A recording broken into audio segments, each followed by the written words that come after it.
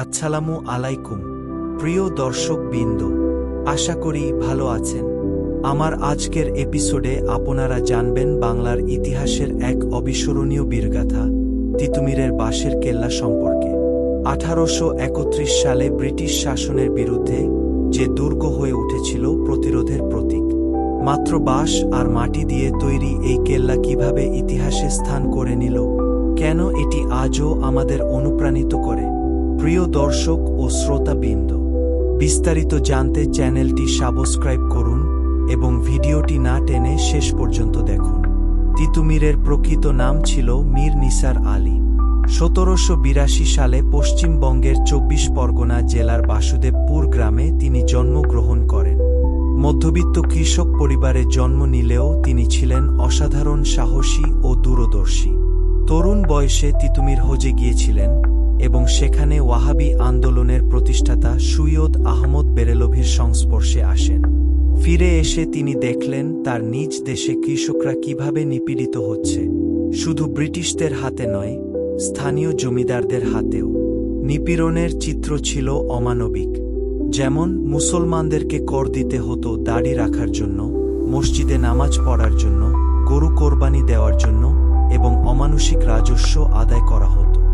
এসব অন্যায়ের বিরুদ্ধে তিতুমীর গড়ে তুললেন প্রতিরোধ আন্দোলন। 1830 সালের দিকে তিতুমীরের আন্দোলন বিস্তৃতি লাভ করতে থাকে।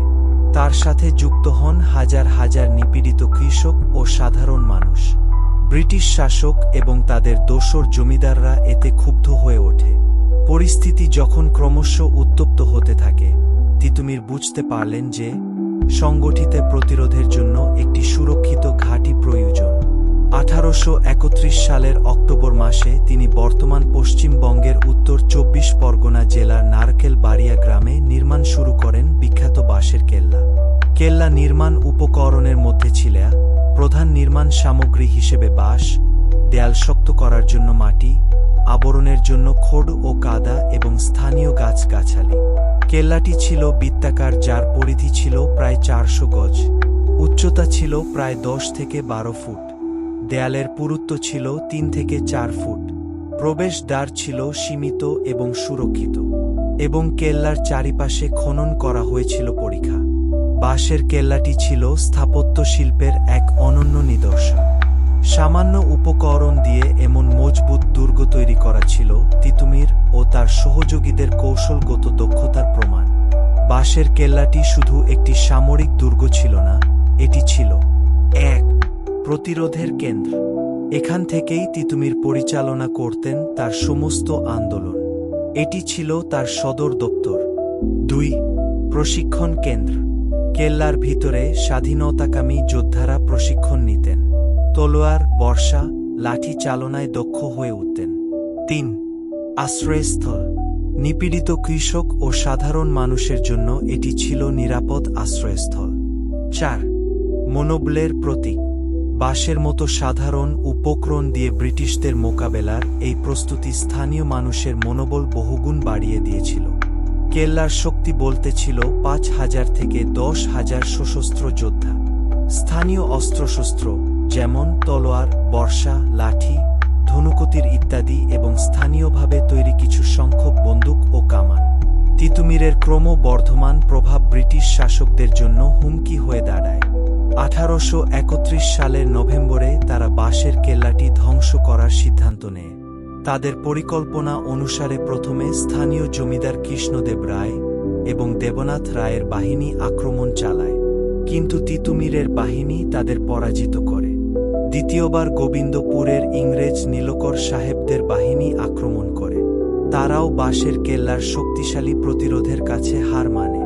ফলে ব্রিটিশ সরকার বুঝতে পারে যে তিতুমীরকে দমন করতে হলে পূর্ণাঙ্গ সামরিক অভিযান চালাতে হবে।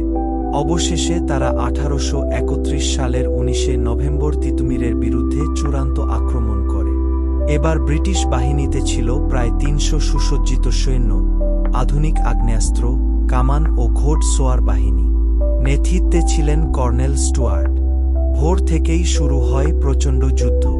বাঁশের কেল্লার যোদ্ধারা অসীম সাহসের সাথে লড়ে যান, কিন্তু আধুনিক কামান ও বন্দুকের সামনে বাঁশের দেয়াল বেশিক্ষণ টিকতে পারেনি।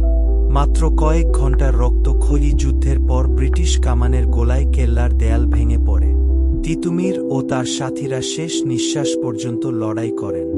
19 নভেম্বর 1831 সালে যুদ্ধক্ষেত্রেই শহীদ হন তিতুমির।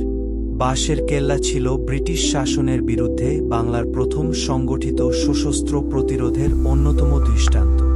1857 সালের সিপাহী বিদ্রোহের প্রায় ২৬ বছর আগে তিতুমির এই আন্দোলন শুরু করেন। এটি ছিল শুধু ধর্মীয় নয়, বরং কৃষক প্রজা অধিকারের আন্দোলন। জমিদার ও ব্রিটিশ শোষণের বিরুদ্ধে সাধারণ মানুষের প্রথম সংঘবদ্ধ প্রতিবাদ। বিভিন্ন শ্রেণী পেশার মানুষ একত্রিত হয়েছিল একটি লক্ষ্যে, অন্যায়ের বিরুদ্ধে দাঁড়ানো। স্থানীয় সম্পদ ও জনবল দিয়ে বিদেশি শক্তির মোকাবেলা, এই চেতনা পরবর্তী স্বাধীনতা আন্দোলনে প্রেরণা জুগিয়েছে। ব্রিটিশ শক্তির অত্যাচার ও শোষণের বিরুদ্ধে গ্রাম বাংলার সাধারণ মানুষ তিতুমিরের নেতৃত্বে সংগঠিত হয়ে স্বাধীনতার সূচনাকারী প্রতিরোধ যুদ্ধে শহীদ তিতুমিরের স্মৃতি রক্ষার্থে নারকেলবেড়িয়ায় তিতুমিরের স্মৃতিস্তম্ভ নির্মিত হয়েছে। বাংলাদেশে তিতুমির কলেজ সহ বিভিন্ন প্রতিষ্ঠান তার নামে নামকরণ করা হয়েছে। ইতিহাসের পাঠ্য বইতে তিতুমির ও বাঁশের কেল্লার কাহিনী পাঠ্যভুক্ত হয়েছে। তো প্রিয় দর্শক ও শ্রোতাবৃন্দ, এই ছিল তিতুমিরের বাঁশের কেল্লার অবিশ্বাস্য ইতিহাস। প্রায় ২০০ বছর আগের এই ঘটনা আজও আমাদের শেখায় যে ন্যায়ের পক্ষে দাঁড়ালে পরাজয় নেই। বাঁশের কেল্লা হয়তো ধ্বংস হয়ে গেছে, কিন্তু তিতুমিরের সাহস ও আত্মত্যাগ চিরকাল অমর হয়ে আছে বাঙালির হৃদয়ে। ভিডিওটি ভালো লাগলে লাইক করুন, শেয়ার করুন এবং চ্যানেলটি সাবস্ক্রাইব করুন। মন্তব্যে জানান আপনার মতামত। আসসালামু আলাইকুম।